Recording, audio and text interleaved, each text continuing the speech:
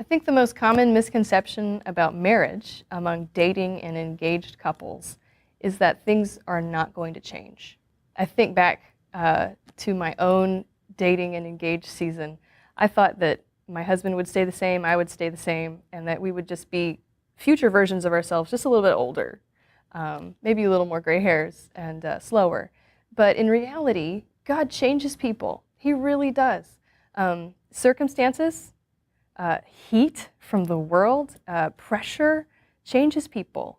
The misconception that we are always going to be us together the same really kind of comes to a head when your life circumstances change so dramatically that your spouse becomes a different person.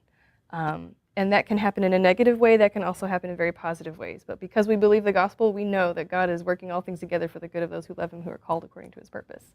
So we can have hope as we look forward to God changing and growing our beloved spouse.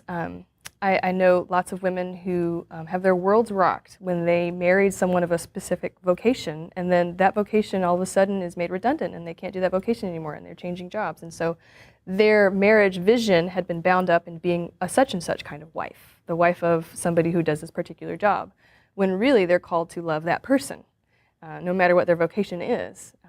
I personally have experienced struggles in my own life when my husband became disabled. 5 years after we were married, he became physically disabled, and I never envisioned myself being married to a handicapped man, but I'm called to marry, to love my spouse, whether in sickness or in health. And so having those things shake your world a bit, you need to have all of these things come under this one great perspective that all of these temporary circumstances in your life, your jobs, your financial status, your health status, all of these things about your spouse could change, but the one great permanent circumstance of being in Christ forever is where you're going to be 60 billion years from now still.